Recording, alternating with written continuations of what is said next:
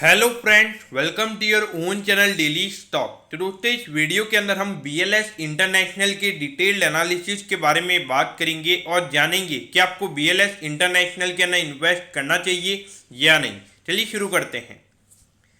तो देखिए, इसके अंदर हम बहुत सारी डिटेल्स के बारे में बात करेंगे, जैसे कंपनी क्या काम करती है, कंपनी के फिनेंशियल्स कैसे हैं, अगर कंपनी के जो नंबर्स हैं और आने वाले टाइम पे ये कंपनी कैसा परफॉर्म कर सकती है, और एट द एंड आपने इसमें इन्वेस्ट करना चाहिए या नहीं। तो इन सारी चीज़ों के बारे में हम इस वीडियो में बात करने वाले हैं। तो चलिए शुरू करते हैं।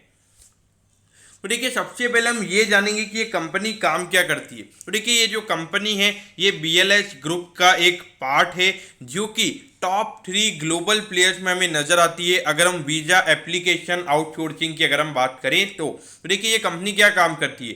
ये जो वीजा के ऑनलाइन एप्लीकेशन होते हैं उन्हें आउटसोर्स करने का ये कंपनी काम करती है, और हमें टॉप 3 ग्लोबल प्लेयर्स में ये कंपनी का नाम नजर आता है। और अगर हम कंपनी के प्रेजेंट की बात करेंगे तो 62 कंट्रीज के अंदर ये कंपनी अभी काम करती है। उसके अलावा इनके अभी 36 गवर्नमेंट क्लाइंट्स है। 36 गवर्नमेंट क्लाइंट के अलावा 2325 ऑफिस इनके वर्ल्ड वाइड हमें नजर आते हैं। तो ऑल ओवर देखा जाए तो जो बिजनेस मॉडल है, तो खास करके 2000 से ज़्यादा ऑफिसेज होना ये कोई छोटी बात नहीं है, और 36 गवर्नमेंट क्लाइंट, तो आपको पता होना चाहिए कि गवर्नमेंट क्लाइंट से अच्छा खासा रेवेन्यू कंपनी को मिलता है। अब अगर हम वैल्यूएशन की बात करेंगे तो देखिए, सिर्फ 2300 करोड़ का इस कंपनी का हमें मार्केट कैप नजर आता है। तो ये स्मॉल कैप कंपनी हमें नजर आती है। अगर स्टॉक के पी रेशियो की बात करेंगे तो 23 का पी रेशियो है, जबकि इंडस्ट्री का पी रेशियो हमें 30 का नजर आता है। आपको लगेगा कि आरओसी और आरओई के नंबर यहाँ पे काफ़ी कम है, लेकिन देखिए, पिछले साल कोविड की वजह से रेवेन्यू के ऊपर इम्पैक्ट पड़ा, और अगर रेवेन्यू के ऊपर इम्पैक्ट पड़ेगा तो सीधी सी बात है प्रॉफिटेबिलिटी के ऊपर भी इम्पैक्ट पड़ेगा। तो उसकी वजह से ये नेट प्रॉफिट का नंबर कंपनी का कम हुआ था। तो आरओई और आरओसी का ये जो नंबर है ये शॉर्ट टर्म के लिए हमें इश्यू नजर आता है। अगर हम देखेंगे तो 309 का स्टॉक का ऑल टाइम हाई है, और अभी 224 पे ये स्टॉक अभी ट्रेड कर रहा है। तो यानी कि अगर हम इन परसेंटेज वाइज बात करेंगे तो मोर देन 20% अपने ऑल टाइम हाई से ये स्टॉक गिर चुका है। और कंपनी का जो डेट है वो ऑलमोस्ट कंपनी डेट फ्री है। सिर्फ 71 लाख रुपीज़ का कंपनी का डेट हमें नजर आता है। अगर इंटरेस्ट कवरेज रेशियो की बात करेंगे, यानी कि जो शॉर्ट टर्म लोन्स लेने की जो कैपेसिटी हम इससे देखते हैं, तो ये भी यहाँ पर भी हमें कोई इश्यूज नज़र नहीं आते हैं। अगर प्राइस टू बुक वैल्यू की बात करेंगे तो ये नंबर 4.52 टाइम्स पे है। तो ये नंबर भी हमें काफ़ी अच्छा नज़र आता है, मतलब ज़्यादा एक्सपेंसिव साइड में हमें ये नंबर नज़र नहीं आता है। और अगर हम प्रमोटर्स की होल्डिंग की बात करेंगे तो 74.6% की होल्डिंग प्रमोटर्स के पास है, जिसमें कोई भी होल्डिंग प्लेज नहीं है। तो पब्लिक के पास होल्डिंग बाकी 25% के लगभग ही पड़ी हुई है। तो जब प्रमोटर्स की इतनी ज़्यादा होल्डिंग होती है तो मार्केट में कॉन्फिडेंस आ जाता है कि इतनी ज़्यादा होल्डिंग है तो ज़रूर इस कंपनी में कुछ दम है। अब यहाँ पर अगर हम कुछ फाइनेंशियल ट्रेंड के बारे में बात करेंगे तो 18-19 में एक अच्छा रेवेन्यू ग्रोथ हमें देखने को मिला था, और प्रॉफिटेबिलिटी भी कंपनी की हमें बढ़ती हुई नजर आई थी। लेकिन अगर 19-20 में बात करेंगे तो वहाँ पे रेवेन्यू का नंबर भी गिरा था और प्रॉफिटेबिलिटी भी गिरी थी। तो देखिए, ये जो पिछले दोनों साल रहे कंपनी के लिए तो ये इतने अच्छे नहीं रहे हैं। लेकिन देखिए, ये कोविड के अंदर इतना बिजनेस इनका बंद हो चुका था, फिर भी कंपनी ने 50 करोड़ का नेट प्रॉफिट वहाँ पे जनरेट किया था। और अगर हम अभी पिछले क्वार्टर का सिर्फ नेट प्रॉफिट की बात करेंगे तो कंपनी ने 28 करोड़ का नेट प्रॉफिट कमाया है। तो वो एक इंडिकेशन दे रहा है कि हमें एक अच्छी खासी रिकवरी हमें कंपनी के फिनेंशियल्स में आती हुई नजर आ रही है।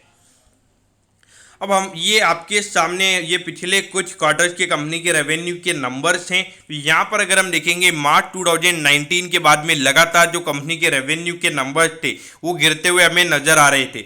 लेकिन अगर हम पिछले 3 क्वार्टर्स की अगर हम बात करें या फिर 4 क्वार्टर्स की बात करेंगे तो मार्च 2021 से लगातार जो कंपनी का रेवेन्यू का नंबर है वो हमें बढ़ता हुआ नजर आ रहा है।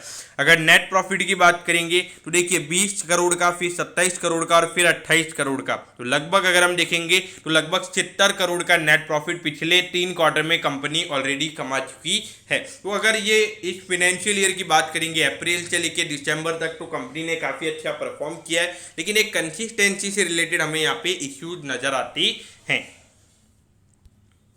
अब यहाँ पर अगर हम होल्डिंग की बात करेंगे तो देखिए 74% का लगभग प्रमोटर्स के पास होल्डिंग है, और एफआईआई का इतनी छोटी कंपनी में हमें कोई होल्डिंग नजर नहीं आता है, लेकिन फिर भी यहाँ पे 1.47% का जो होल्डिंग है वो हमें एफआईआई के पास नजर आता है। उसके अलावा अगर हम पब्लिक की बात करेंगे तो 23.86% की होल्डिंग यहाँ पे पब्लिक के पास है। लेकिन देखिए मोस्टली ये जो छोटी कंपनीज होती हैं यहाँ पे जो मोस्टली जो होल्डिंग्स होती है वो जनरल पब्लिक के पास ही हमें नजर आती है, क्योंकि जनरली इतनी छोटी कंपनीज में एफआईआई और डीआईआई इन्वेस्ट नहीं कर सकते, क्योंकि उनके कुछ रूल्स एंड रेगुलेशन होते हैं। अब यहाँ पर ये पीयर कंपैरिजन मैंने यहाँ पे लिखा है, जो कंपनीज अवेलेबल दिख रही थी तो ये मैंने आपके सामने रखी है, लेकिन हम इन कंपनीज से इनको कंपेयर नहीं कर सकते, क्योंकि इनमें से कोई भी ऐसी कंपनी नहीं है कि जो वीज़ा आउटसोर्सिंग की सर्विसेज प्रोवाइड करवाती हो। यहाँ पे इसको एक एज अ IT सर्विस डाला हुआ है और उसके अंदर इसका कंपेरिजन दिखाया गया है।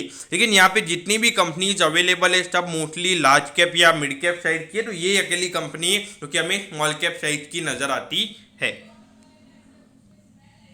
तो अब एट दी एंड अगर हम बात करेंगे कि इसमें आपने इन्वेस्ट करना चाहिए या नहीं, तो देखिए जैसे कि मैंने आपको बताया कि ऑलरेडी 20% ये स्टॉक अपने ऑल टाइम हाई से गिर चुका है। मोर देन अगर हम टू बी एग्जैक्टली अगर हम बात करेंगे अराउंड 25% का करेक्शन ऑल टाइम हाई से ऑलरेडी हो चुका है।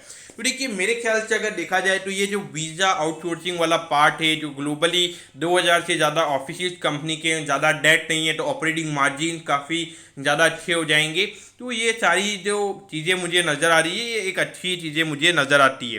तो अगर देखा जाए तो आने वाले टाइम पे जो जिस तरीके से बाहर जाने का ये जो वीज़ा वाला पार्ट है तो इसकी डिमांड काफ़ी ज़्यादा बढ़ने वाली है। तो अभी तो बहुत कम लोग ऐसे वीज़ा आउटसोर्सिंग की जो सर्विसेज होते हैं इसको यूज़ करते हैं, लेकिन जैसे जैसे इंडिया का पर कैपिटा इनकम बढ़ेगा, ग्लोबली इनकम बढ़ेगा, तो जो लोग दूसरी कंट्री में जाएंगे और उसके लिए वीज़ा की डिमांड बढ़ेगी।